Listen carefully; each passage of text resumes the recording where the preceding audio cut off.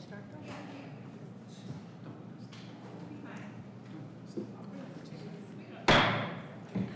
Good afternoon.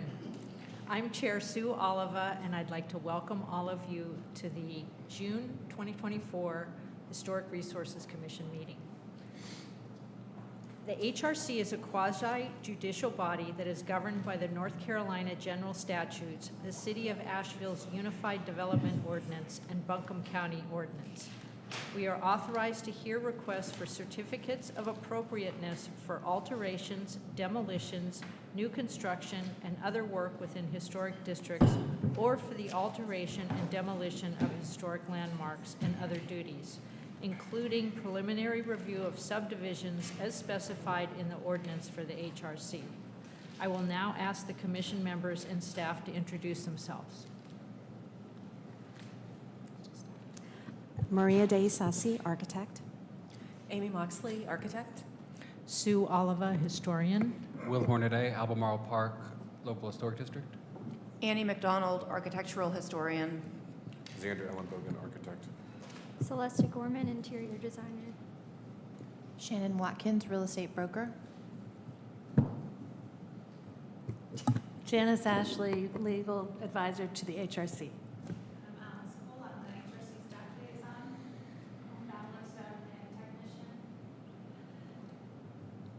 We will now consider the minutes from the May 2024 meeting of the HRC. The minutes include findings of fact and conclusions of law. Are there any corrections? I'd like to make a motion to approve the May 2024 minutes and findings of fact. Second. All in favor?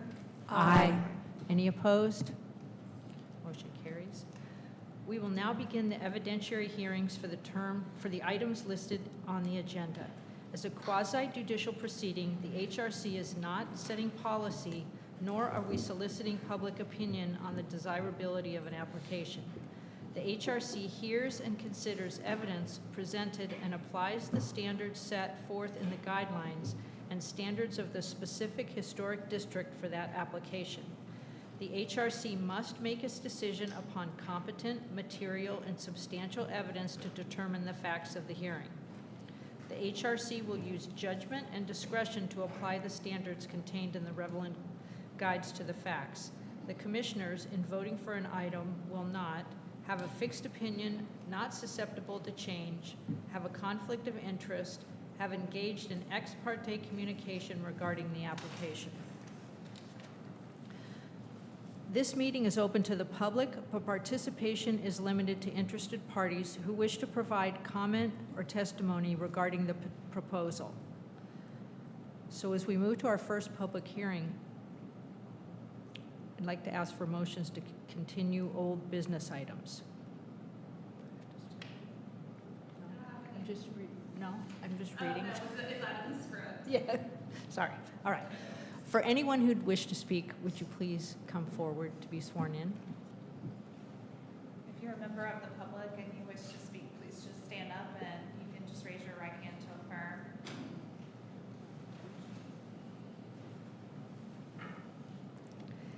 Please raise your right hand. Do you solemnly swear or affirm that the information you present during the hearing for certificate of appropriateness or preliminary subdivision approval before the Historic Resources Commission shall be the truth, the whole truth, and nothing but the truth? I do. Thank you. Alex? Okay. I think we're okay. I just put it in the chat. I think maybe it's just the cable was active. All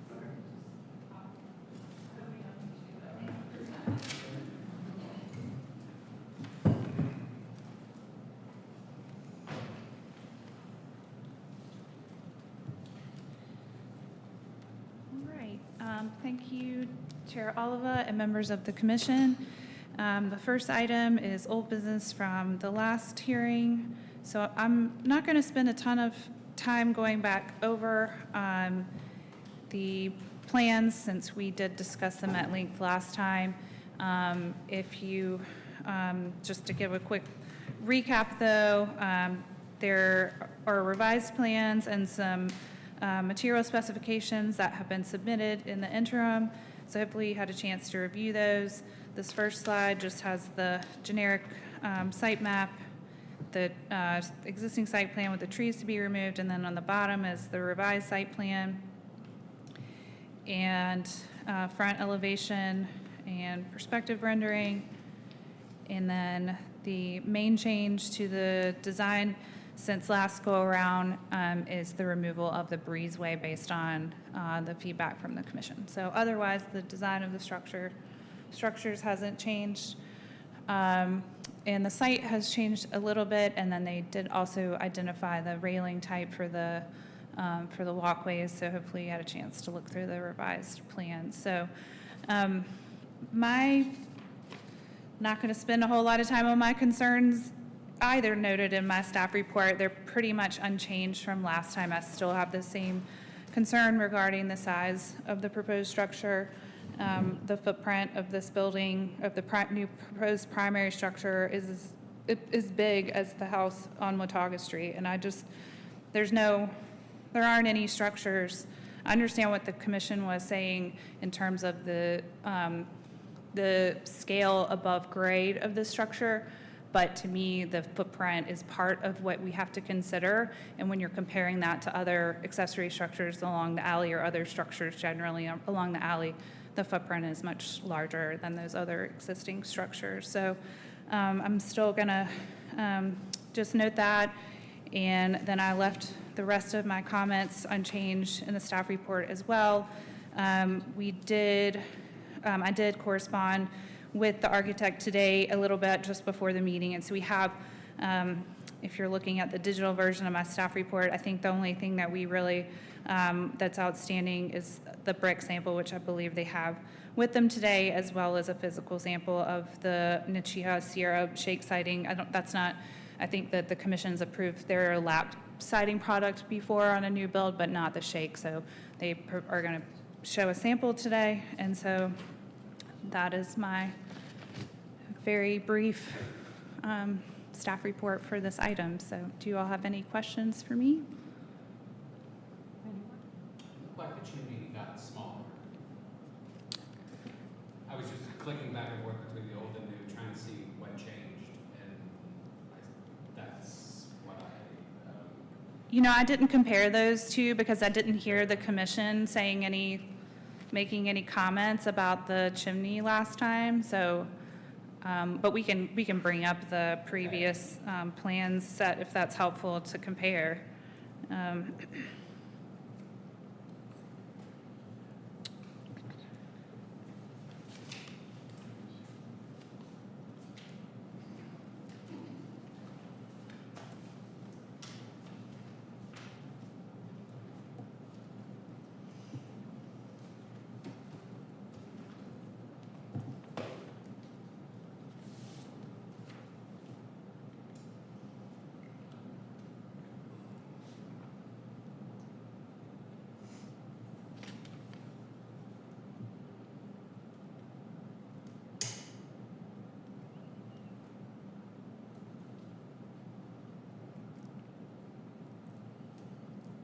It looks the same to me, but yeah, it takes a few do it before you notice it.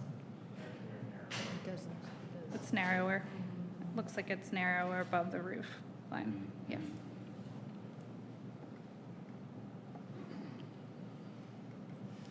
Any other questions for Alex? All right, Okay, thank thanks. you.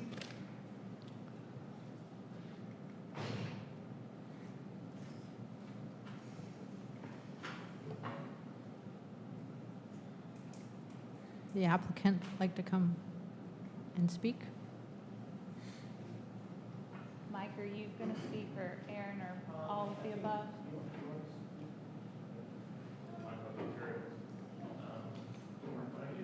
Yeah. No, thanks for commissioners for letting us come back again and continue the conversation. So we're prepared to talk about the materials today. I'm solo, my wife's not with me. We have a new puppy that's 10 weeks old, and she's not coming, and there you go. Okay, right there. So, I don't have much else to really go over other than, you know, other than the materials and stuff like that, so.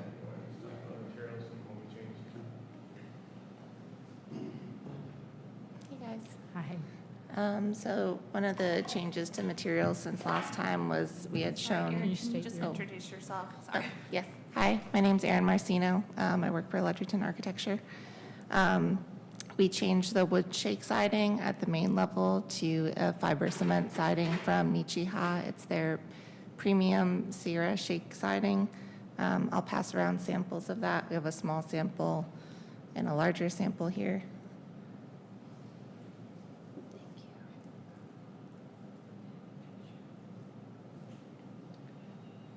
The exposure on the shakes is 6 inches. The material is a 1/2 inch, which is a little thicker than some other typical fiber cement products, which are 3/8 of an inch.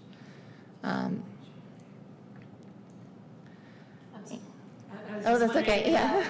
Oh, right. Sorry, I forgot I could control this. The revised, I mean, I don't know which one it is, but sometimes it helps. Do you want to show the manufacturer image? Yeah. Okay, it should be probably at the bottom of the list. You just scroll down. Yeah, there you go. Thank you. Sure. So what's nice about this product is that the corners look nicer because it's a thicker product and it has a nice thick shadow line. Because again, it's thicker. It comes pre-finished, but we typically recommend just installing it primed and painting it. So the gray sample is pre-finished, but we would install it primed. We're thinking of painting it, I think, a similar color as the gray, so that's why we brought that. And we also brought a brick sample. We'd use a full brick for the chimney over like wood framing, but it'd be a full course of brick.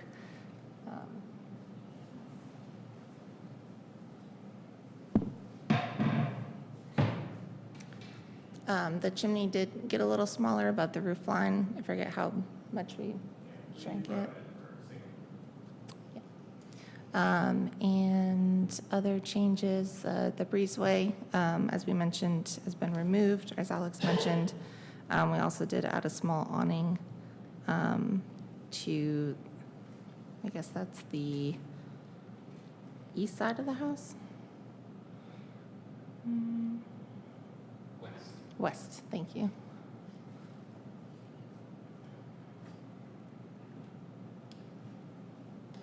So you can see the profile just kind of peeks out of the side on there.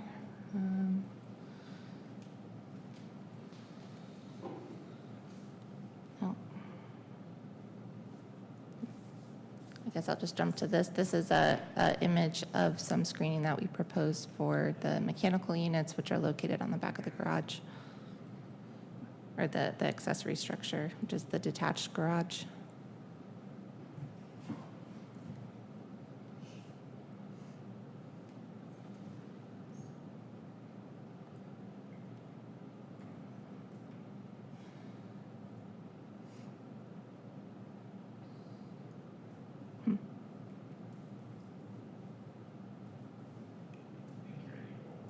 Okay, thank you.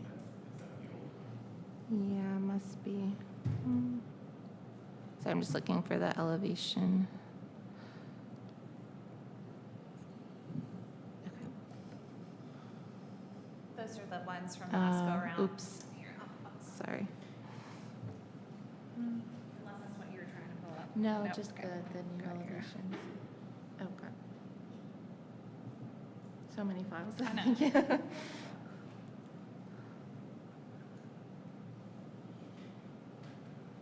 Okay.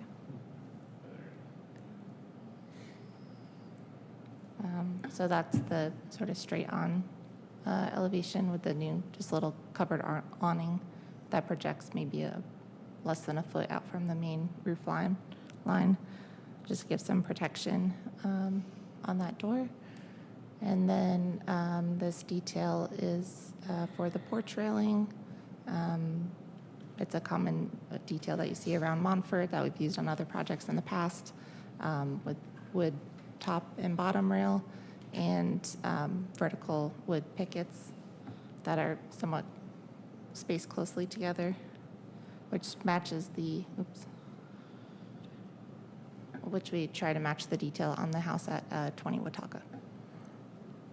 What's matching the house at 20 Watauga? The railing detail. Yeah.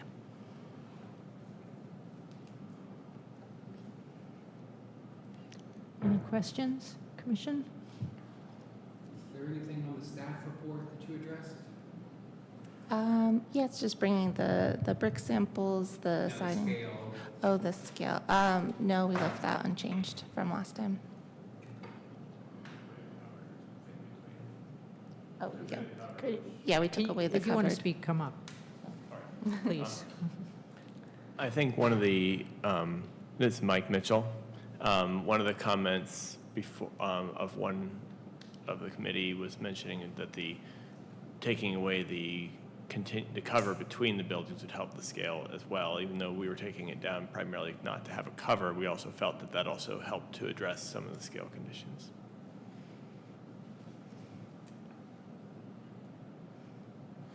Any questions, Commission? Masonry lighting, that's like reflected, That- that's reflected of the specs that are included, like in the submission, so the 14-inch tall. Say that again? The fixtures on the front, Yes. are they like I know that on the spec sheet, like they were 14 inches like tall. Is that reflected in the model? I think so. I'm not sure. Which ones were you talking about were 14? I think the ones that are the front are smaller. Smaller? I think, let me go to can you find? Yeah, sure. This thing is zoomed in. Yeah, I did. Control 0. You go to the spec sheets. There's two different, I think if you're looking for that in the list, Aaron, it's Uh-huh. going to be in so, there it is. so this one, I believe we have these at the garage, right? Aren't these at the garage or no, these are the front, yeah. Yeah. Okay, these are at the Same. front. Yeah, I'm pretty sure we modeled them that size. I'd have to, do you have any recall? No, I think we did. I'm pretty sure we did, and then we did that on the same That's on thing the for the garage, for this light.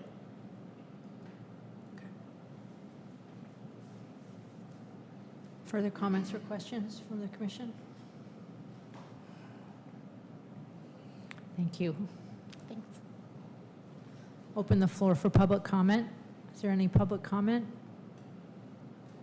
I'll close the floor for public comment.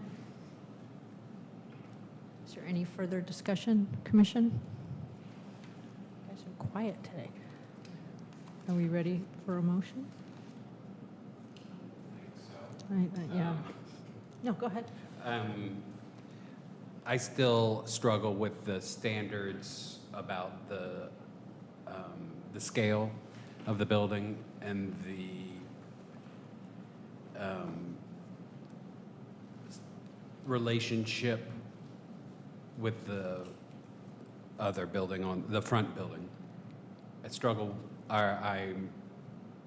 In the guide standards, the roof similarities of roofs in the area, that we've had other cottages that have been enlarged versions of small cottages, and when you enlarge that pyramidal roof, I went through the alley and looked at it. It's going to be a large roof, whereas across the alley is a 20 by 20 garage with basically the same roof line.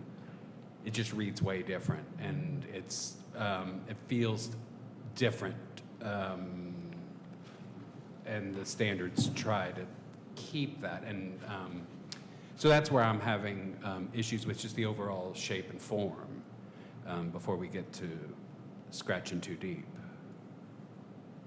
And other commissioners may have other thoughts on that. I also went and spent a little bit of time there, and the scale is much larger than the rest of the neighborhood right there, and I concur with Will's comments. The scale is out of balance for the rest of the neighborhood. I agree with the scale, and on this exhibit queue that I believe the staff put together, when you look at the overall measurements of all the walls and kind of the structures of every other primary structure in the area, this home is still bigger on every wall side than pretty much every home that's listed in the exhibit. And with going through the alleyway, it was kind of even hard to find the actual site there. Knowing how big the house is and seeing how small the site areas are, it was kind of even hard to figure out what site was actually going to be holding the home. And in thinking about, I know some commissioners were saying that since there's a large green space in between this home and the primary home that this site was cut from, since there's so much green space there, that they were okay with this one not having much green space on the actual site. I think we still have to keep in mind, like, what if the primary home starts subdividing even more, then all of this green space is going to start going down even further.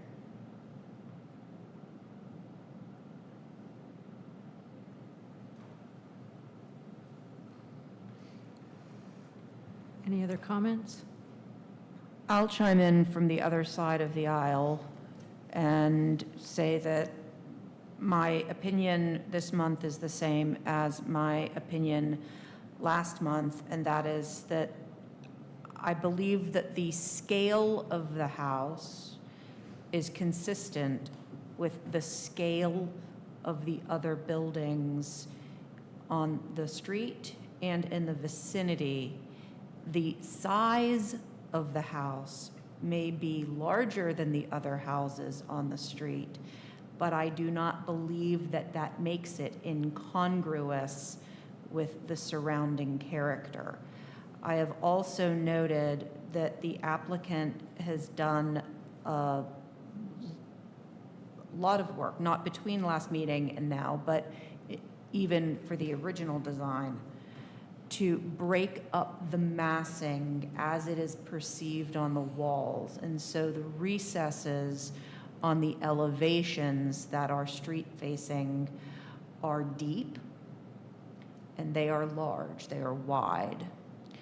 And that play of light and shadow on the elevations is going to break up the massing. If the issue that my colleagues has with scale is based in part on the roof line, I think it's worth noting that the roof does pitch back and it will not be perceived at grade the way one sees it in elevation view. But I also hear what my colleagues are saying about the size, or the width, if you would, of the walls. With that said, I think that the applicant has mitigated the size of the building by breaking up the elevations. Yeah, and I also agree. My opinion remains unchanged from the last meeting, which was that I didn't feel the new structures were incongruous with the surrounding structures. And yes, it has a larger footprint, but I also felt that it was dealt with very carefully so that it didn't appear out of scale with the rest of the structures, and that the architect has been very careful in breaking down the mass. And so I agree with Annie, as I agreed last month, that I believe the structures are appropriate to the neighborhood. Anyone else? I think at this point, we would need to hear everyone's, because when I went back and to edit the minutes, it was, you guys were pretty much split. And so we need to communicate that to the applicant before there's a motion, because I think it would be helpful to know, because if the application is denied, then they can't submit a substantially similar application for another year. So it's important. Gotcha. I too am in agreement with Commissioner McDonald. Same. I agree with Annie and that side. Okay, so that's 5-3. I'm prepared to make a motion if we're done with discussion. It's up to you all. You guys ready? Yes. Okay. I mean, I do have a question about the windows. Being aluminum clad, is that, I mean, are we allowed to do that on new construction homes? I mean, Yeah, I know what the historic, On new construction, the commission has approved alternative materials Okay. like clad windows, probably for more than 10 years now or so, Mhm. so that's generally what okay. most folks are using on new projects.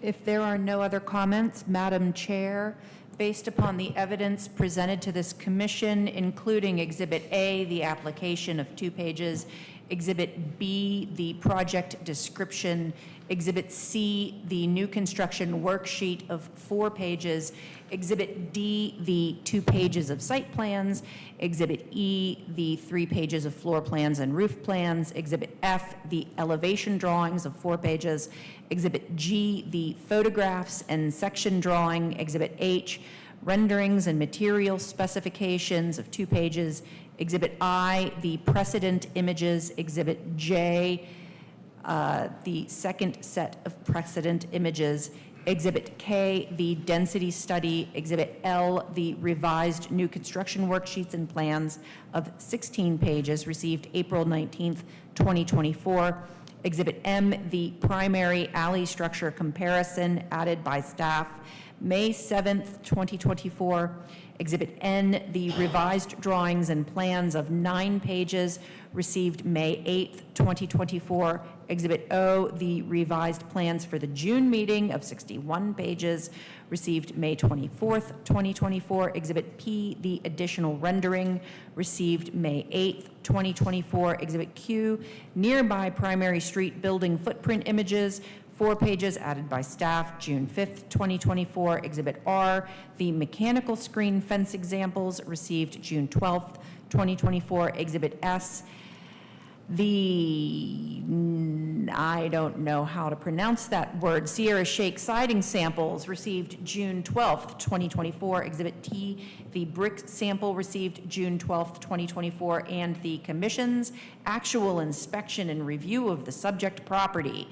I move that this commission approve the certificate of appropriateness based on the following: that the application is for construction of a new 3,600 square foot, 1-story primary structure with pebble dash stucco foundation, a word I can't pronounce, Sierra Shake siding with 6.5-inch reveal, that says wood shake siding, but that's cement fiberboard shake siding, and pyramidal Timberline HDZ asphalt shingle roof in pewter color with an exterior brick chimney with Kynar aluminum cap on the south elevation. Windows will be Windsor Pinnacle 6/1 SDL double hung in 12 light and 6 light casement or awning aluminum clad in black color. Pedestrian doors will be Simpson 6 light over wood panel, 12 light over wood panel, and 3 light over wood panel. Main entry porch on the east elevation will have a hipped roof over 8-inch by 8-inch wood supports, wood brackets, wood tongue and groove flooring and ceiling, wood railings with 2-inch by 2-inch square wood pickets spaced 2 inches on center,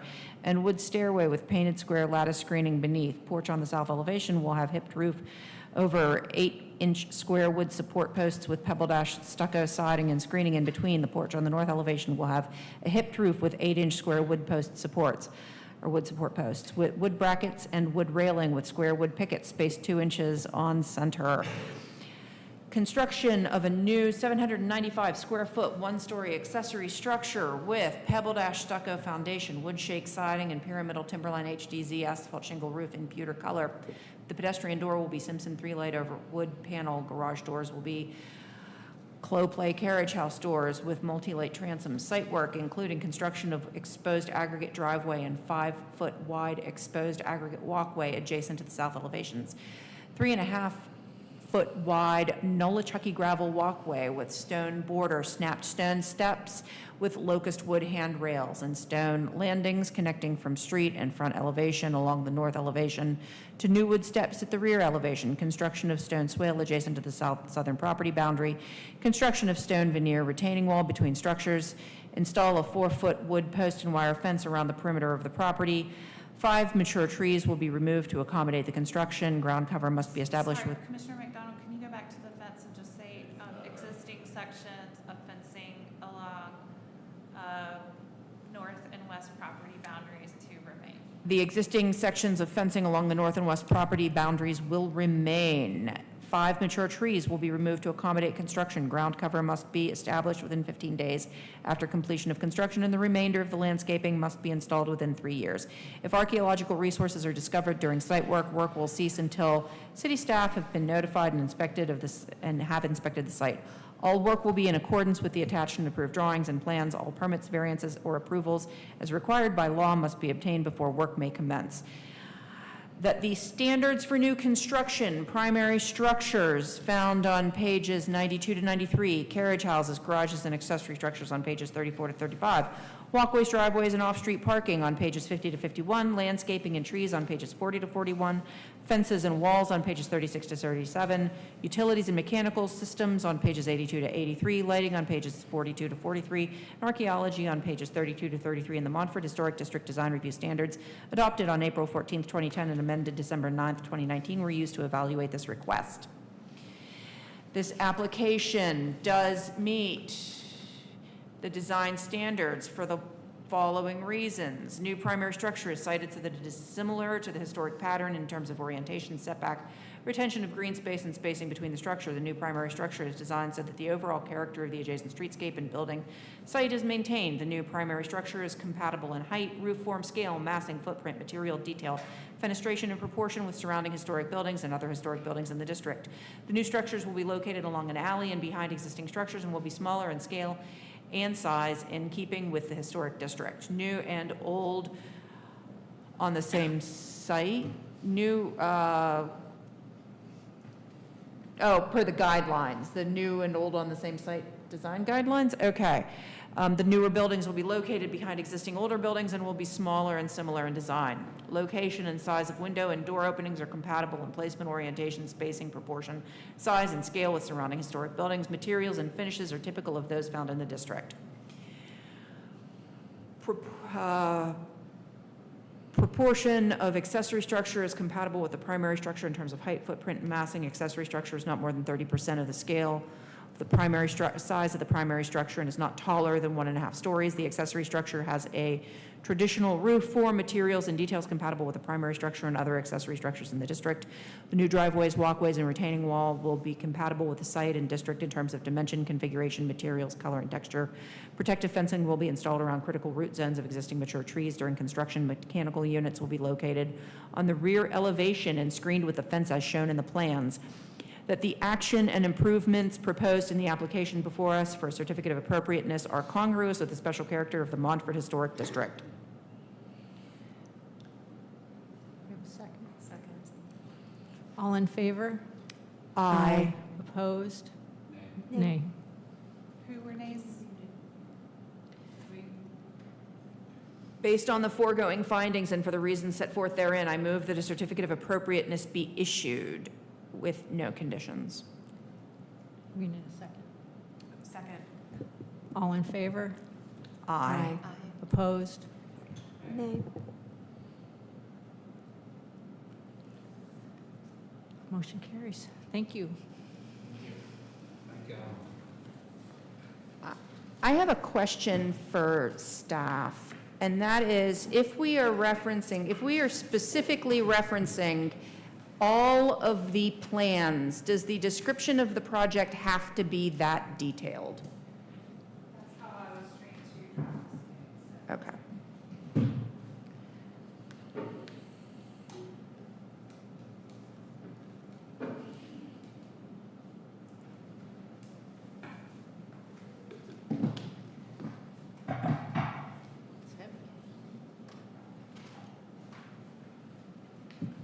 We can, sorry, I just wanted to take care of that. We can, though, put something out on the listserv for the preservation, just FYI, there's a listserv that functions as a kind of meeting ground for for staff that represent other, or liaison to other commissions across the state, and we frequently ask questions like this, so we can just ask for other folks to send us examples. But it does form a really good basis for the findings of fact and conclusions of law, which is basically a copy of what is read. And if it were to just the plan, if it just referred to the plans, that's not really findings of fact and conclusions of law. So I mean, even with, it's just, it makes more sense in writing when you see it the way it's written out. And I know it's a lot to say. I understand that. I'm wondering if there's a way to make it a little tighter. Okay. Just to consider that, because that is a lot. It was a lot of reading. That is a lot to read. Well, but for new construction projects, it's not like we review them every day, and so, and to me, it's helpful when you're going back through an old file. Yeah. There could be a bazillion exhibits, like we had for the hotel. There were over 100 exhibits, and so it would be really hard for us to go back and stamp every single, document and all those things as approved and keep track of that. So it's really helps too from a record-keeping standpoint. I know it's a pain to read that long. It's not fun to write it either. Oh, I'm sure. The detail, like 4-inch by 4-inch posts with every porch, that's kind of what I'm getting at, where is there a way that they can be tightened up? But I'll leave that, I've said my piece on that, and I'll let it go. Okay. So. Well, we can, again, like I said, I'll look at some other examples and see what other folks might be doing. We're just going to keep making them longer. We're just going to make them longer. Why is this so zoomed in? Yeah, we might be doing it less detailed. I have seen some staff reports from other cities. No, thank you. They're pages and pages and pages long. So we at least do not have. To count our blessings. Although I have seen some other staff reports that I rather like that do have more detail. Process changes are always tricky to get to. Okay, so moving on to 174 West Chestnut. I'm going to be really brief with this one also. So this is the house that we're talking about today for this application. It's about in the middle of the block on West Chestnut Street, on this section of West Chestnut Street. The original porch railing is entirely missing. I didn't put it in my presentation because I didn't have the image until just a few minutes ago, but there is a drawing in there, and then this is the image of the proposed balusters. And so I did, poke around on the porch. My second slide is just some of the photos that I took when I was out there. I am struggling with this one a little bit because there is a variety of railings, like most of what's actually in the packet. If you flip through the images that the applicant submitted, there are a ton of houses that have turned balusters and porch posts in the district. That's typical of Queen Anne architecture. This house is vernacular, but it does, it's a very simple structure to me, and so the majority of railings in the district are that really tightly spaced square picket railing. So I'm not going to land on one side of the fence or the other. I'll let you all make the determination, because I wasn't able to arrive on what I thought would be most appropriate, except for I do tend to think that this house probably did have square pickets, but I can't, there's no way I could say that for sure. We don't have any old photos or anything to help us out here. So I'm not going to go through that all the folders of images unless you all want me to, but they are all examples of turned baluster railings in the district. And then there's also some letters of support from her neighbors that were included in that were added to the packet this morning. And then there was also an excerpt from the National Register nomination, which I meant to drop the National Register nomination in the packet for you as well, but I somehow missed doing that. But this house is just described very generically, which is in the staff report. It just says early. It was there. The nomination was? Okay, good. 170 pages. Yeah, so, 190 pages. and, you know, there's a bunch of houses that are noted as potentially being Richard Sharp Smith houses. You know, there are just so many that could have or could, you know, and some people were also apparently like designing in his style as well. I did go like kind of cruise around and pull up just because I was curious to know like what other structures might look similar to this one and what railings do they have. And then I didn't, this is not exhaustive, but there were a couple of others, pebble dash or stucco houses that I found. Where am I here? This one is on Watauga. What's that railing height? It's probably 30 inches, but they're not going to be able to do a 30-inch railing. They're going to have to meet building code since the railing's completely gone. If you're storing a historic building railing, they'll let you rebuild it at the historic height, but they won't if it's completely Even if it's missing. just a couple inches? There's not like No. an 18 inch. No, but, you know, it's oftentimes it's more dramatic if it's in front of a window because the height of the historic railings aligned with the base sill of windows a lot of the time, and so it can really matter depending on the structure, but I don't know that, you know, the additional height here is going to be that noticeable. But this is just an example of a similar house on Watauga, another similar house in Watauga. To me, it's like in looking at this, and then I pulled this is obviously in Biltmore Village, but one of the Smith cottages in Biltmore Village. To me, this house and this house look more like similar to me in terms of the roof form or the pitch of the roof, whereas the one at 174 looks a little bit stretched out. The gable end looks a little it's bit not more as stretched vertical. out. So anyways, none of us could say for sure whether it was a Smith house or not, but I know that was something that the applicant was interested to learn more about. I don't think that she thought it was necessarily either, and so it's just noted in the nomination. So we usually include that with the property description, but in the library sometimes has useful resources for stuff like this, but I don't think they probably didn't have anything on this particular house, at least in my poking at the Smith drawings they had on images. I didn't see anything related to this structure. So I'm not necessarily noting concern, just there's interpretation, I guess, to be made on what the most appropriate railing style is for this house. The shelving that's there now, is that 36? I don't know, I didn't measure that, but it's obviously not historic, so.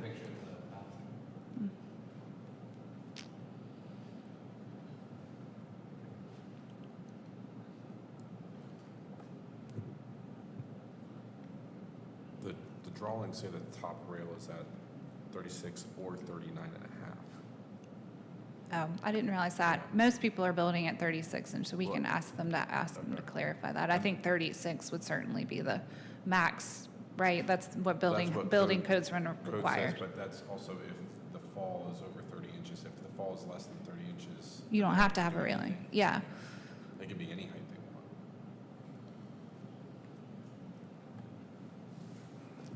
they want. Any questions for Alex?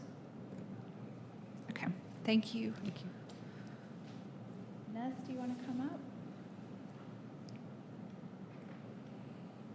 Do you want me to, let's see, I've got like all of your, they're all labeled differently because we have to update them to be exhibits and whatever. So, but we've got all your example railings are in this Exhibit G folder, and then you've got a couple more here in this folder, and then this one. I'm going to need you to label like that.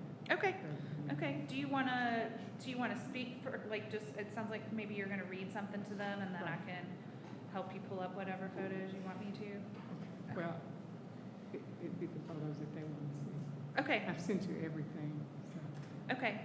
Did you all want me to pull up the example railings? It's really up to you what you, No, I'd rather just go ahead and say what I have to say, and then if they have questions, okay, like I said, you need to manipulate that because I'm not good at this. okay, okay. Okay, No problem. all right. My name is Inez Whiteside, and I'm the owner of 174 West Chestnut Street.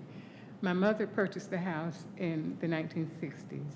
Ms. Cole informed me that I could ask family and neighbors to attend this meeting in support of my goal to maintain historic preservation in Montfort by making the appearance of my porch look like many other porches in the community.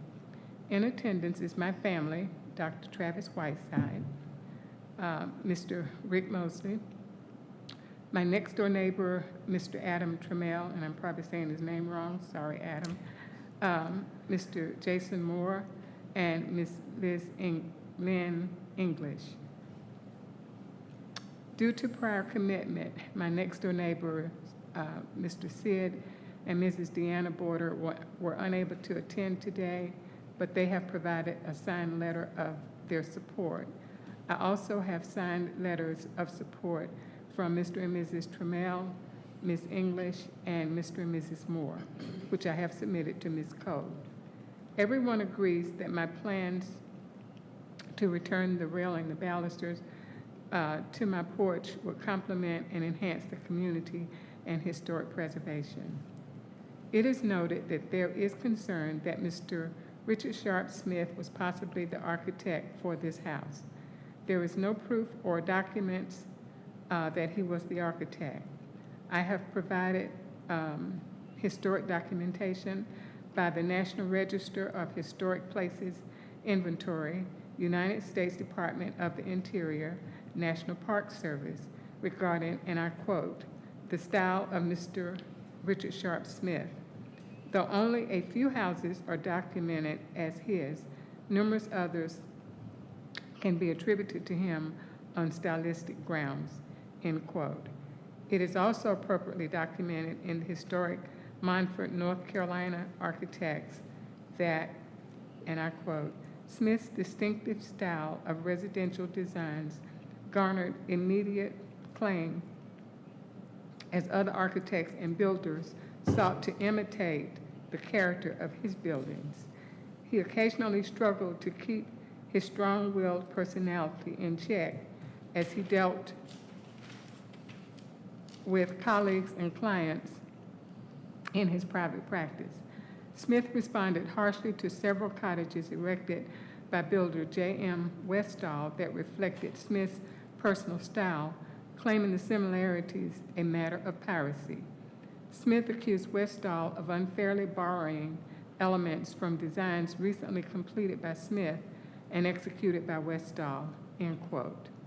Therefore, based on this finding, some houses may be attributed to Mr. Sharp Smith, but they are only imitations and not the work of Mr. Sharp Smith.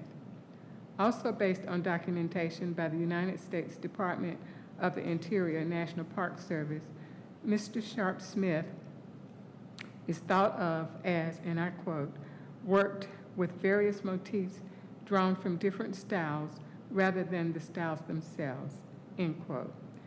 As a result of this finding, had Mr. Sharp Smith been the architect for 174 West Chestnut Street, he very well could have likely used turned balusters.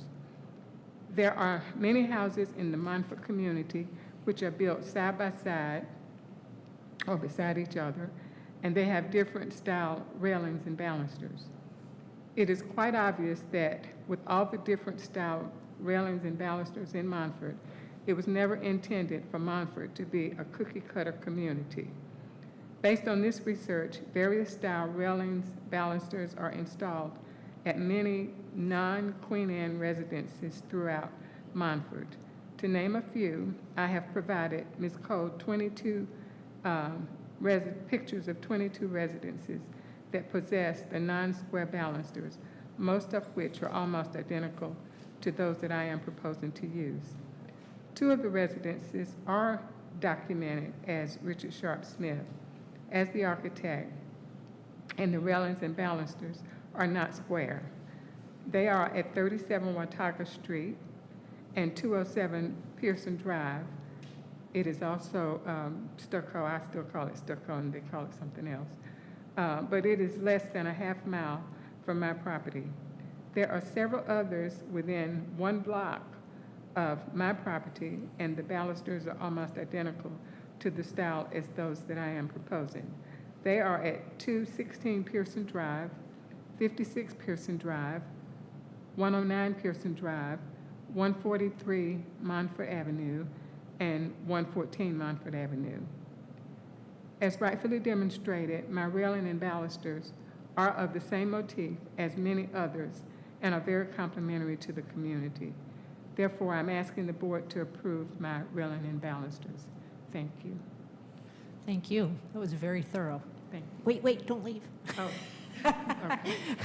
Does anyone have any questions? It's Inez? Yes. Does anyone have any questions for Inez? No? That was really nicely done. I'm a historian. I'm impressed. So thank you for that. You definitely did your homework. Thank you.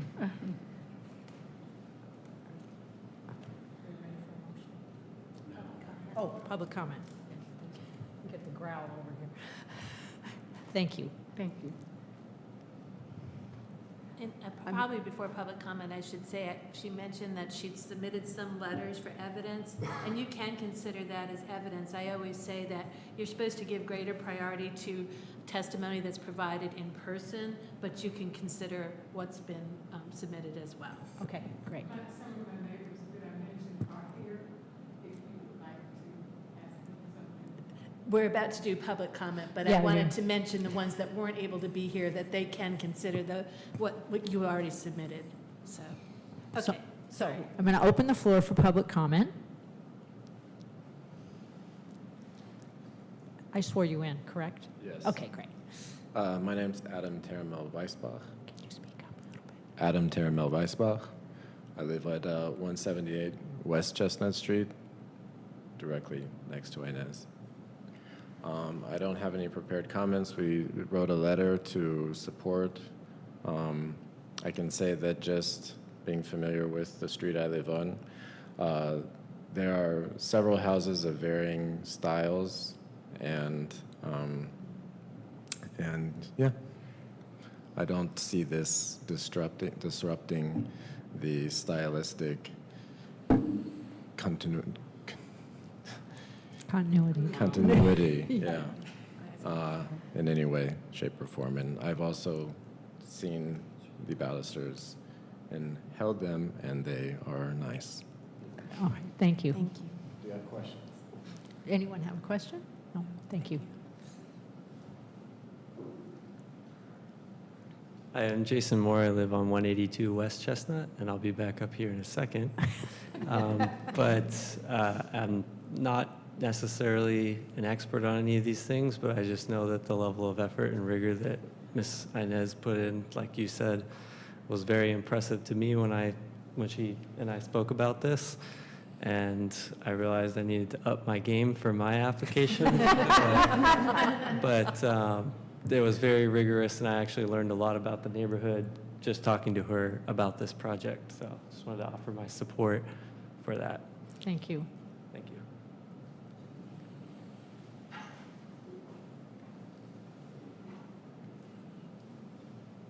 I'm Lynn English, and I live at 143 Montfort, and I've just become friends with Inez, and I'm very impressed with what she's come up with. I said, do you have pictures? Do you have this? And she has everything.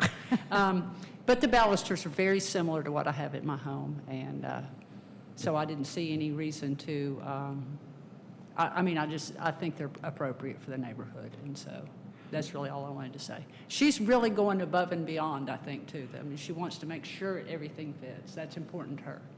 Great. Okay? Thank you.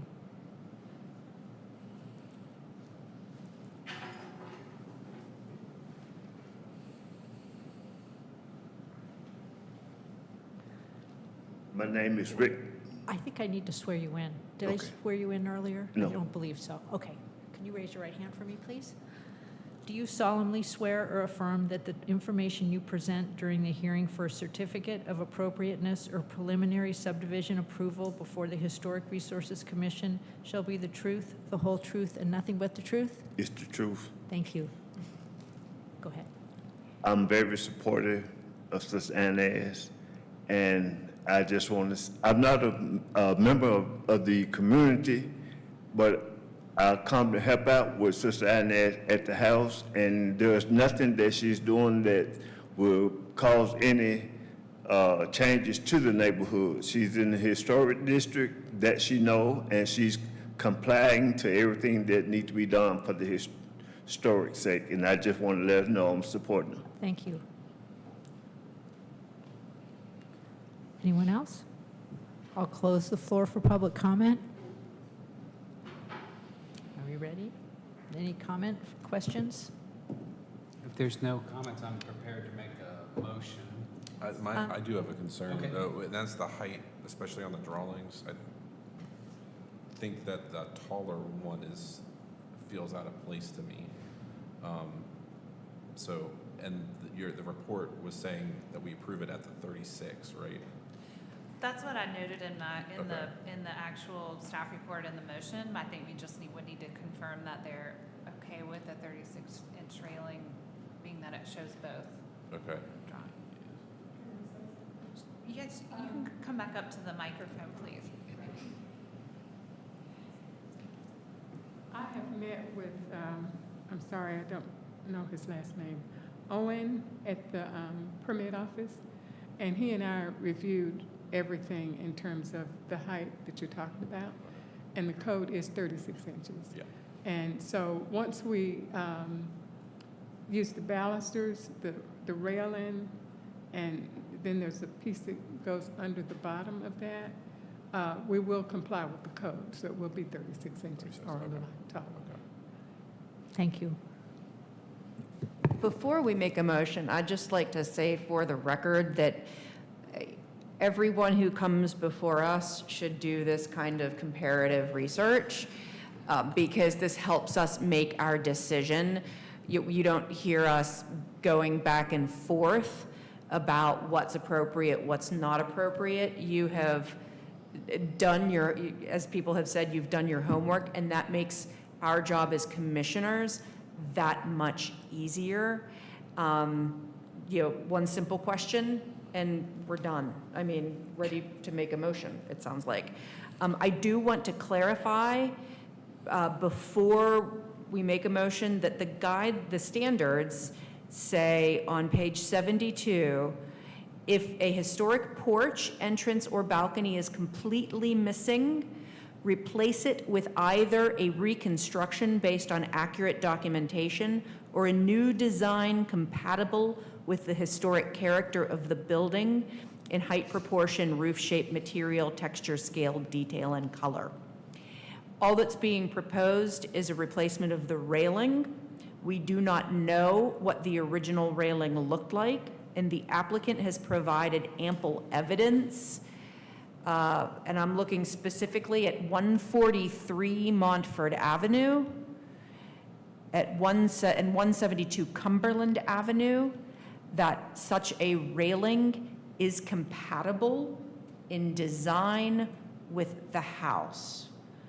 So I have no questions about the compatibility or the congruity of a turned railing with a house that is somewhat vernacular in style or that doesn't really have a specific stylistic expression.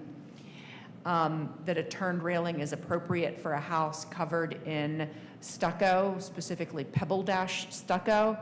And so I think that the applicant has done a very thorough job of demonstrating that the reconstruction is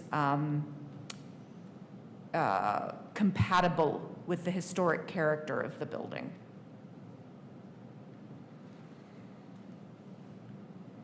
Madam Chair, based upon the evidence presented to this commission, including Exhibit A, application, Exhibit B, railing drawing, Exhibit C, copy of the Montfort Area Historic District National Register nomination, 90 pages, Exhibit D, photograph of subject property, 2 pages. Exhibit E, additional photographs, 4 pages. Exhibit F, additional rail images, 3 pages, added by staff, June 3rd, 2024. Exhibit G, example railing images, 13 pages. Exhibit H, Richard Sharp Smith houses, 2 pages, received June 7th, 2024. Exhibit I, non-Queen Anne house, non-Richard Sharp Smith houses, 2 pages, received June 7th, 2024. Exhibit I, non-Queen Anne houses, did I just read that? Non-square pickets, 22 pages, received June 7th, 2024. Exhibit J, historic documents, 2 pages, received June 7th, 2024. Exhibit K, letters of support, 4 pages, received June 7th, 2024. Exhibit L, image proposed Bolster image, received June 12th, 2024. And the Commission's actual inspection and review of the subject property by all members. I move that this Commission approve the certificate of appropriateness based on the following. 1, that this application is to remove non-original wood railing shelving from the front porch and install new 36-inch tall painted wood railing with flat top and bottom rails and turned balusters, spaced 3 inches apart. All work will be in accordance with the attached and approved drawings and plans. All permits, variances, or approvals as required by law must be obtained before work may commence. 2, that the standards for porches, entrances, and balconies found on pages 72 to 73 and the historic overview vernacular styles found page 20 of the Montfort Historic Designs Review Standards adopted April 14, 2010 and amended December 14, 2016 were used to evaluate their request. This application does meet the standards for the following reasons. A design of the new railing is compatible with the historic character of the building in terms of proportion, scale, material, detail, and color. 4, that the actions and improvements proposed in the application before us for a certificate of appropriateness are congruous with the special historic character of the Montfort Historic District. Second. All in favor? Aye. Any opposed? Based upon the foregoing findings and for the reasons set forth therein, I move that a certificate of appropriateness be issued. Second? Second. All in favor? Aye. Any opposed? Motion carries. Congratulations. Thank you.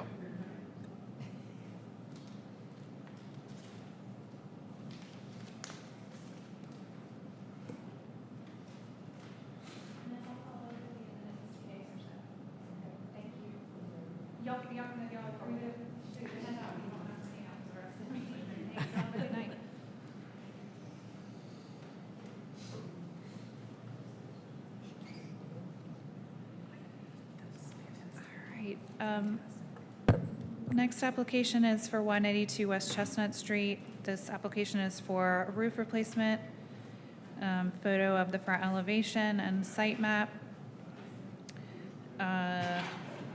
Additional photos on the right-hand side showing the existing material, which is pressed metal. So the roof needs to be replaced at this point, and the applicant is proposing to replace with asphalt shingle roofing. Interestingly, the standards for roof are written a little differently than some of the other standards that say retain, preserve, blah, blah. The one standard I pulled out that seemed to speak the most to this application was where severity of deterioration of a roof feature requires replacement of a distinctive feature.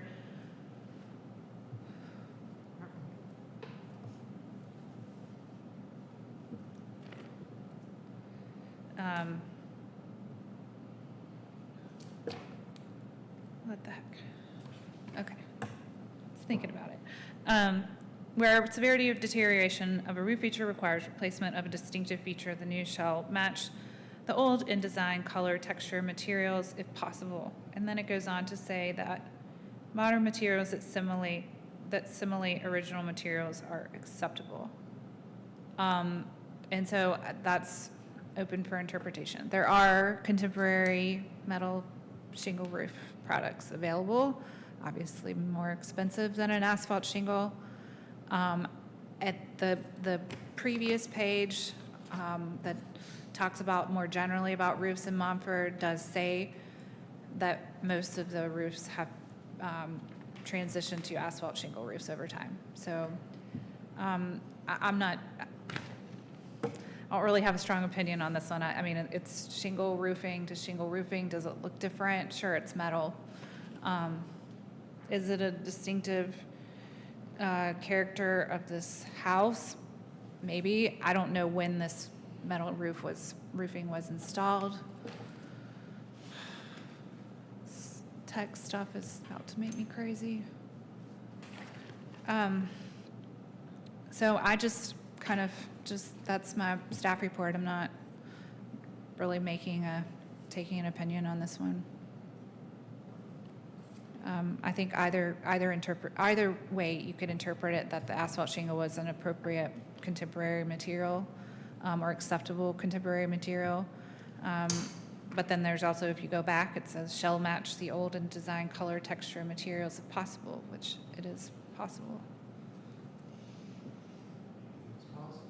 There aren't that many metal roofs left in Montford. I think I've seen maybe 2 in my 9 years of, just in terms of people reaching out about replacement. So that doesn't mean I've examined every roof in Montford by any stretch. So do you all have any questions for me? Any questions for Alex? Do you want me to pull up the asphalt shingle product? I feel like everybody knows what asphalt shingle looks like, and the stipulation and the standards for color is just that they be medium to dark in color, and they've picked, I think, We'd like one to pass around. I have a question for you. Is this an instance where a metal valley flashing should be part of the asphalt roof? Or how does that work? Because it's in here and it never happens. Well, most roof replacements we review at staff level, and we do put that. Most people Okay, are so replacing this is asphalt shingle for asphalt shingle, and so we do put that in the approval.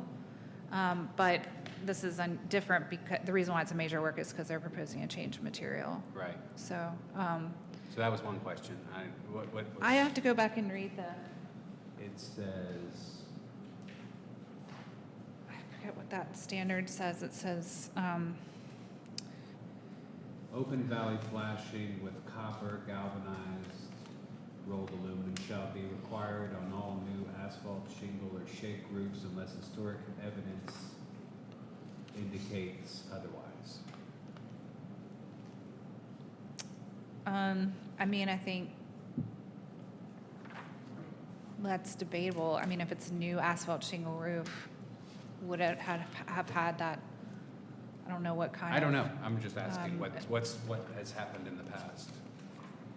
We just have always stipulated it for like we typically just put it in the CA for minor work, but I don't know in terms of this one, like because like I said, we're mostly looking at replacement asphalt shingle roofs that do have this kind of valley flashing, but I don't know about this house, like what the flashing should be. Well, it has it now, valley flashing. That's how I just didn't know how to interpret that standard.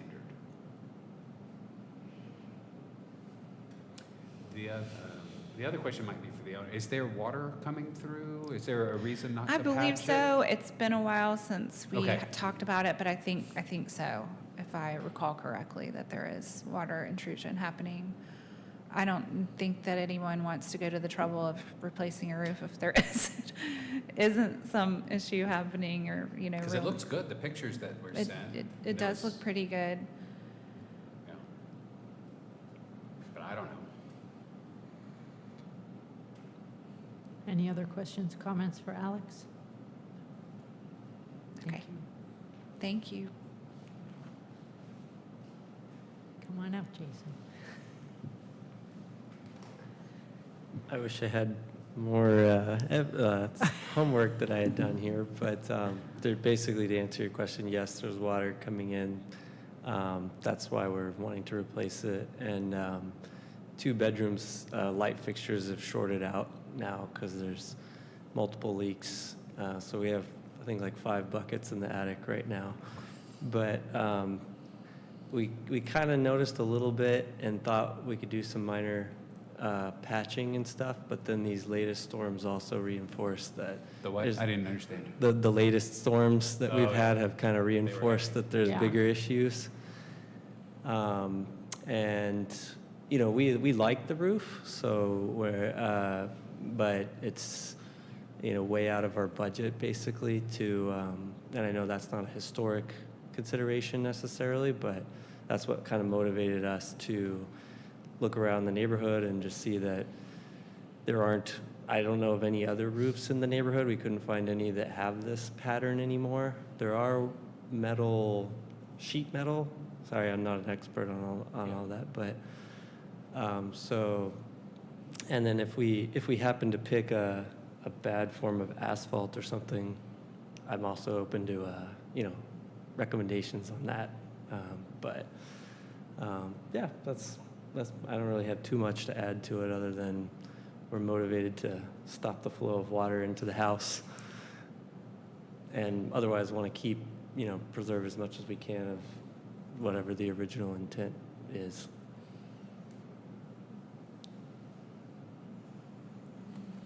Questions for the applicant, comments? No? Are we ready for, we need public comment first. Thank you, Jason. Which color Open the is he floor doing? for public comment. Which color? I'll close the floor for public comment. Where are we, guys? Are we ready? If I had to guess, it's probably been read for a very long time, and I love how this kind of illustrates that the roofs have to be dark in color is, you know, kind of a weird thing because, you know, maybe historically they weren't always dark in color. But I would be interested, this is not anything that, this is simply me kind of, you know, word salad. I'd be interested to know how many metal roofs have changed over to asphalt since the district was designated in 1980. Have no way. I'm sure it's a lot. I'm I'm sure sure it's a that lot. in 1977, when it was listed in the National Register, there were probably a lot more metal roofs. And my point being that yes, I realize that the standards have changed over time, but there's probably been a lot of change from metal to asphalt since it's been designated. I don't think that a change, me personally, a change from metal to asphalt is a particularly incongruous alteration given how much change has already occurred. I share that same viewpoint. I wish that this is one of those times, many times, when I wish that the old National Register nominations were more descriptive. Oh, yeah. Like, we don't even have, this inventory for Montford doesn't even include descriptions of accessory structures, which is frustrating at times, but anyway, it's an aside. Yeah, I mean, it says in here, it says, over time, composition fiberglass asphalt shingles have replaced traditional roofing materials such as pressed metal shingles, standing seam metal, and wood shingles, and are now the most common material found in the district.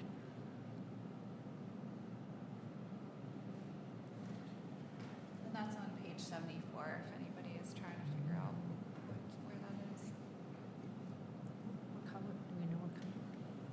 And I was still, is there any, the valley's not necessary, the standard for valley to ask to put copper or whatever valley down the open flashing with copper? or galvanized or baked enamel. That's, Where are you reading about the valley flashing? it's Guideline number 4. guideline 4 under roofs. Or roofs? Or roofs? We don't, it's not evident in the photographs that are submitted what the valley flashing is. We can't see it, right? You can when you walk up to it. Okay. Currently. And it has Yeah. valley flashing? It's got a weird, also a roll, what's that, circle roll. I guess that's just to keep the water pitched. Yeah, It's got a name, circle roll? that's the technical term. Wait, the ridge cap? Oh, look at you. Is that what you're talking about, the ridge cap? I know. Not on the ridge, but it's on everything. Is that all ridges? Yeah. Okay, yeah. What color? Can you come up? What color are you going to use? I'm just curious. I can't remember the exact name of it. I think it was like a charcoalish color. We are open to recommendation on color as well. We kind of want it to work well, but dark was one thing that we were going for. Yeah, I got that. You were. I would say too that just as an FYI, we've approved many red roofs. Like I think like lighter color roofs to me is like a pewter, like the much lighter color. That's sometimes we see that people apply for that, but this to me is medium to dark in color red. It's not like it's. Interesting, okay. But I That mean is that's interesting. obviously fairly subjective. But I mean Yeah. there've been plenty of red roofs. Yeah, I think I think of medium dark as like gray, brown, black. You know, I don't think of this as a medium to dark roof. It seems fairly bright, but I don't have an It's issue bright. with what the applicant has proposed either. I think it's Yeah, it's- congruous. It's up to you. Which product did you want to go with, Jason? Was it the you could in your quote had two. It had the landmark. Was that? I'm not, Look at what it had. I thought there was, different. we had 2 quotes, so I thought I only provided one. Okay. Maybe that was something old or something that I. Mhm. I mean, do you like the red?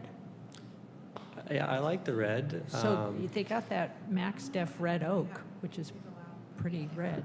It's a little darker, but it's your house. I'm just saying, if you like the red, they have a red. Okay, I could talk to my wife about it too. I don't know. Yeah, if, that would be Better call her quick. I think we're gonna read Yeah. something there. And the reason I mentioned that is because obviously right now it matches all the trim color. Right. So I- We leave it open as it'll be medium to dark in color. Okay, And yeah. that kind of- Yeah. And if needed, if we have to have an approval for a color, the reason it's a major work is because it is a change in the composition of the material. We can approve the change to the asphalt shingle and leave it to Alex to administratively approve the color, Yeah. once you decide what it is. Okay, yeah, that's great. Well, we can communicate, for sure. Yeah, I also don't have any issue with the change. I think number 9 on the guidelines here, it says metal roofing shall only be used as a replacement material on houses where evidence exists that the original roofing material was metal. So like, that seems to really narrow in when you have to use metal, and while this is metal, I would also make the argument that the texture and the appearance from the outside is more of a shingle quality. So And we don't know that that and we don't know if it's original. So I don't have an issue here either. Maria, you about to say something, or I'm gonna give okay, here we go. Madam Thank you. Chair, Yes. based upon the evidence presented to this commission, including Exhibit A, application and photographs, 6 pages, Exhibit B, quote of roofing specifications, 11 pages, and the commission's actual inspection and review of the subject property, I move that this commission approve the certificate of appropriateness based on the following. 1, the application is to replace existing metal shingle roof with new certainty landmark asphalt shingle roof. All work will be in accordance with the attached and approved drawings and all plans, all permit, and plans. All permits, variances, or approvals as required by law must be obtained before work may commence. 2, the standards for roofs found on pages 74, 75 of the Montford Historic District Design Review Standards adopted April 14, 2010, and amended December 14, 2016 were used to evaluate this request. 3, that the application does meet the design standards for the following reasons.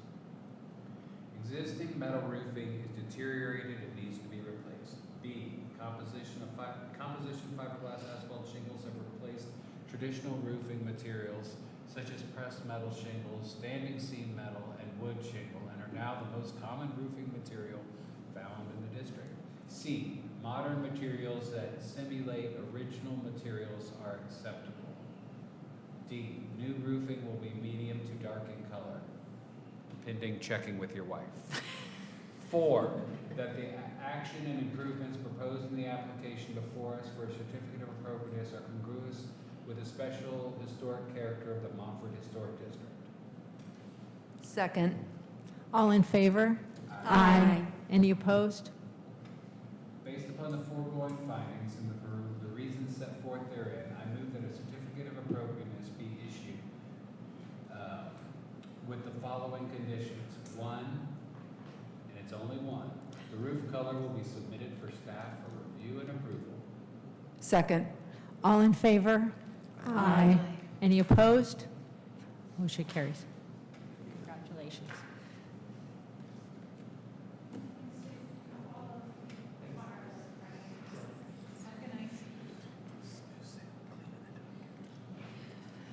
All right, and then last but not least, we have Clay Griffith here with us. He's the consultant for the Woolworth Landmark designation. As everyone knows, we've been working on review of this application for, I don't know, probably 8 months or so now, seems like.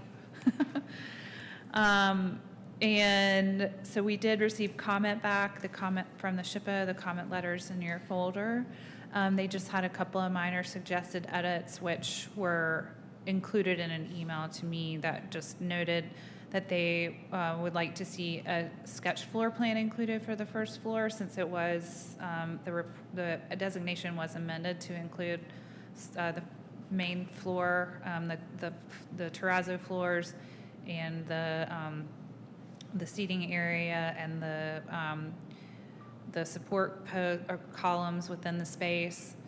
And so they, in addition to all the other stuff that we had in the folder, there is also now a sketch floor plan included. And then they also suggested revising the period of significance to just be a range of years, or just to eliminate 2001 and 2001 and 2020, 21 were in the last iteration of the report. So those are just minor changes that were made, but otherwise the SHPO was supportive of the designation. So today is the day for you all to make your recommendation. As a reminder, this will go on to City Council, so this is not a quasi-judicial item. This is a recommendation only to the City Council. And so my staff report just gives hopefully everyone's read the report probably more than once now. So there's just a description of the property in here.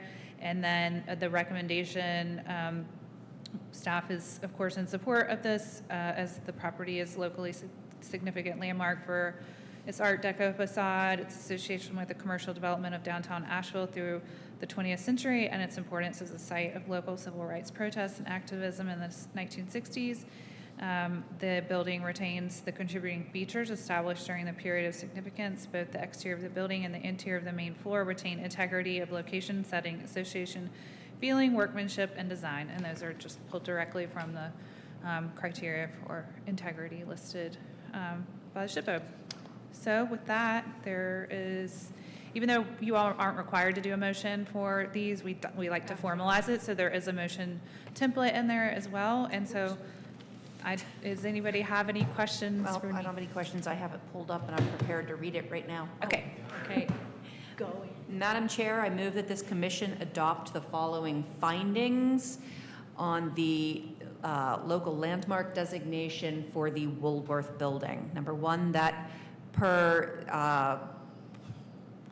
statute 160D-9422, it is within the powers of the Historic Preservation Commission to recommend to the governing board areas to be designated by ordinance as historic districts and individual structures, buildings, sites, areas, or objects to be designated by ordinance as landmarks.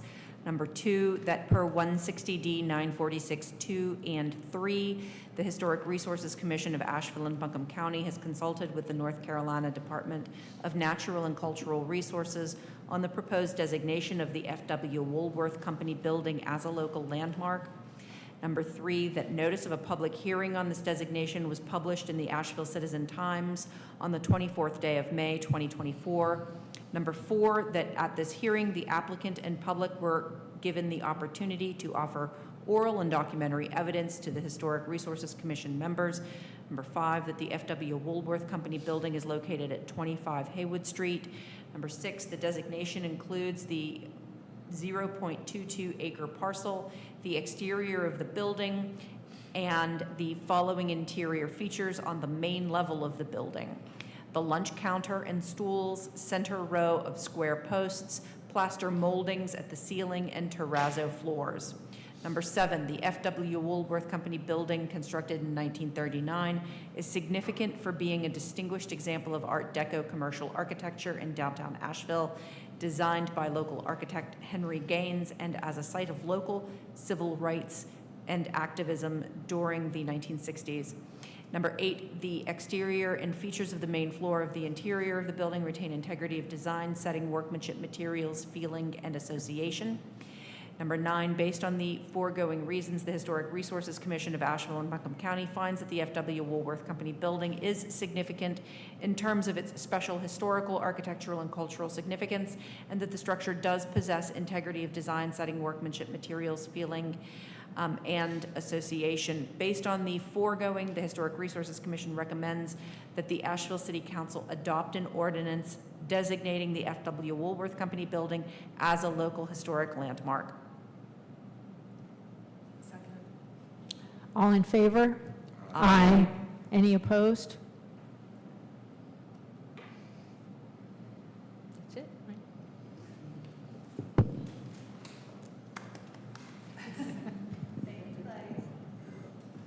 He's so happy, he's sat And there this item scintillating will me. be on the July 25th council agenda, which is going to be great fun because it is the same agenda as the Hawk Creek project that's been in the news so much, so there will probably be over 300 people there. You don't, obviously, if you guys don't want to mess with attending, then we will just, it's not required or anything, but we appreciate you coming today. But I'll send a follow-up email to you and Scott and Philip tomorrow. Thank you. Okay, thanks, Mike. Okay, the only other thing I had that I wanted to take care of under old business is for many years, this was the award that was given, and it's a little shabby, needs to be polished, obviously, but this was the Somni Award that the HRC gave every year until the commission voted in 2021 to change the name from the Somni Award to the Historic Resources Champion Award. And when that shifted over, the decision was made also to discontinue this cup, if you will.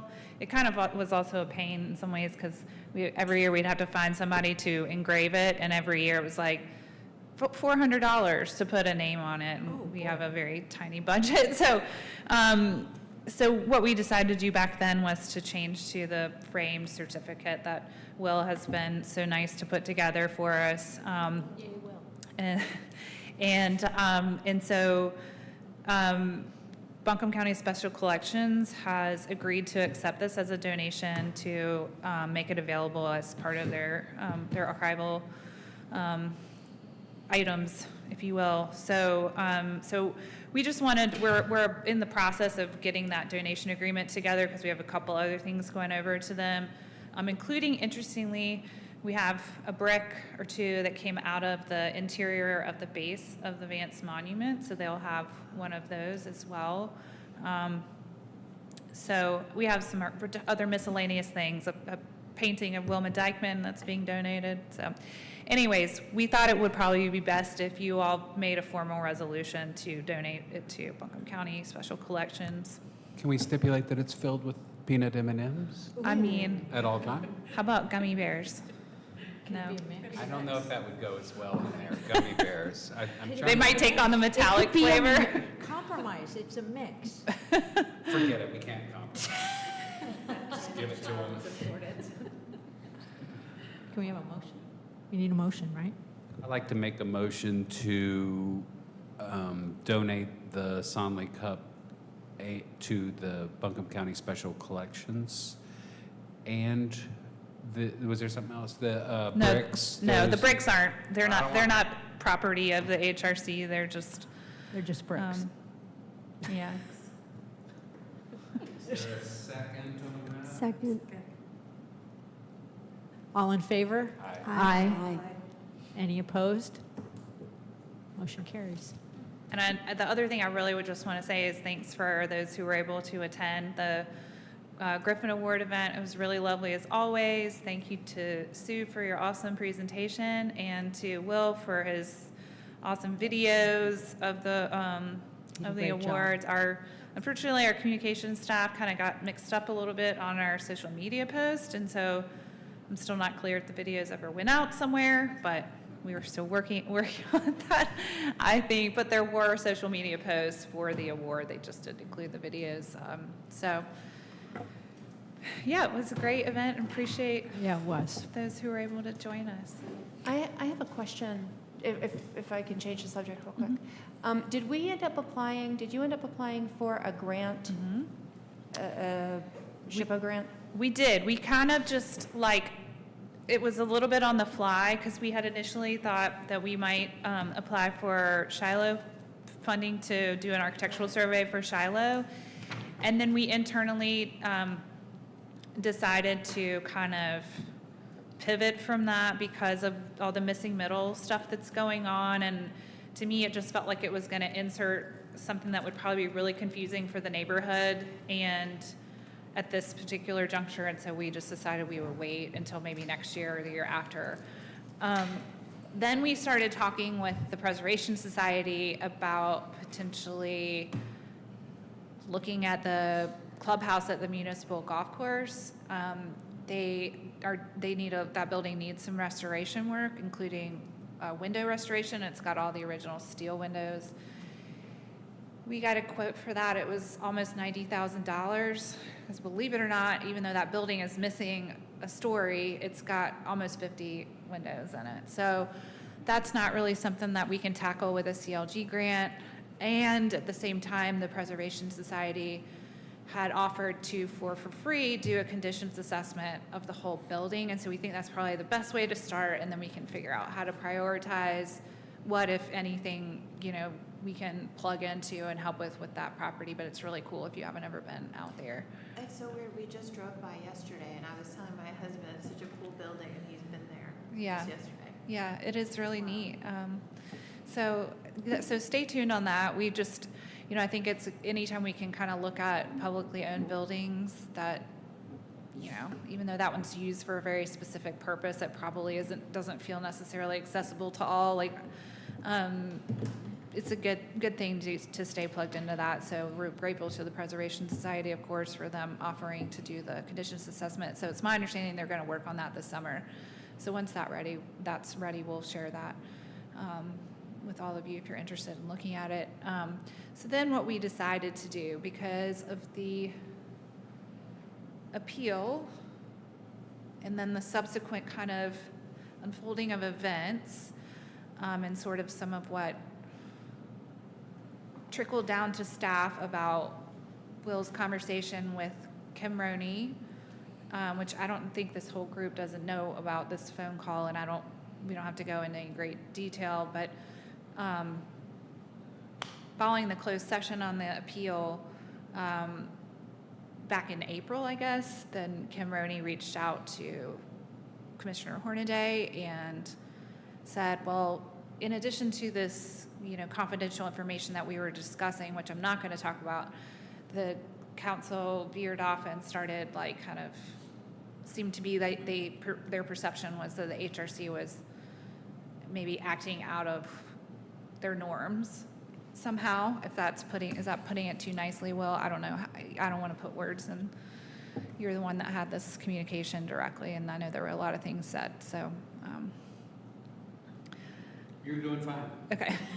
It just led to some concern on my part and the executive committee's part of like, maybe we need to do some education. Like maybe we really need to, even though we knew we needed to do that in the first place, but maybe we need to like really try this year to make an effort where we are trying to get city leadership, both county and city elected leadership and other leadership that work within our organizations to come to this educational event to try to build some support around the work that we do, the different ways that preservation works in the community, not just the regulatory piece of it, engage the community, you know, so that we're like, these would be events that would be open to the public. So we did apply in very short time frame, like a week. We were like, okay, let's pivot and do this. I didn't have an opportunity to come back to this board before the grant application deadline to even talk to you all about it. But we did apply for a $10,000 grant to do Burlington did an education series this spring that we kind of were looking at as a kind of a similar way we might do things. And so if we get awarded the grant, of course I will let you know, and we should probably know that by the July meeting. And then, and when I should note too that when we apply for these grants, we're not just sending an application without conferring with the SHPO staff. They require us or ask us always to work with them very, on the front end before we submit everything, just so that they can give their initial blessing. That doesn't mean that it will get approved, but just, them expressing that they think this is a good idea or not, basically. So we did meet with them, and so yeah, the application was submitted in early May. And we will probably just form a steering committee of some kind, which we would hope to have members of this body, and then also probably Preservation Society representative, and then we could talk amongst the commission about who else we thought might be a good stakeholder to include to help us figure out what are the best topics to cover at this particular time. Who do we want to invite to speak? What's the format? Do we want to do a series? Do we want it to be, what do we want it to look like, basically? So. Yeah. Thank you. Absolutely. Thank you for asking that. It's like one of those things that's sort of just over here because we've had so much other stuff going on that it's something that I've talked about with the executive committee, but definitely needed to circle back with the whole commission on. So, Alex, was the lawsuit settled then? No, nothing's happened since the last meeting, I don't think. Yeah, no, we don't really have an update. I mean, there was a proposal made to the property owner, and he's considering that. And then once he considers that, then it also has to go to the county commissioners because it's a joint commission. And if they approve it, then it's approved, and then we'll be able to let you know. I should also note, though, and I had intended to reach out to Janice before the next meeting. The property owner for that house is applying for a major work that will be on the next agenda. So just be prepared. I have a couple things to say. First of all, last Sunday, I went to Black Asheville's presentation at the Grind down in the River Arts District. And it was a wonderful presentation. Priscilla Robinson sort of went over what she did at the Griffin Awards. She's done so much work, and there were a lot of other people from the community that spoke. And she had the historic designation for Walton Pool framed and read it to everybody. And there was so much pride in the community, and I want you guys to know how important that was. You really made them feel acknowledged and wonderful, so congratulations on that. The second thing I'd like to say is we're losing two of our people, Xander and Maria. This is their last meeting. We will have some new people next month, but thank you, Xander, and thank you, Maria, so much for serving. We really appreciate it, and best of luck, Xander, in your new home. And Maria's staying here, so we'll see you somewhere. Thank you. Why?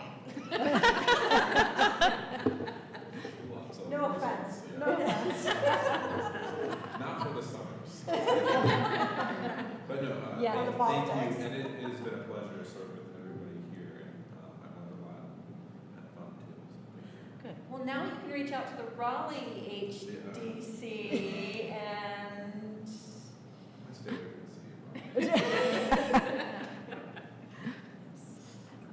Likewise, it's been a pleasure for me to serve, and I've really enjoyed meeting all of you and working with you, and it's been a very interesting process.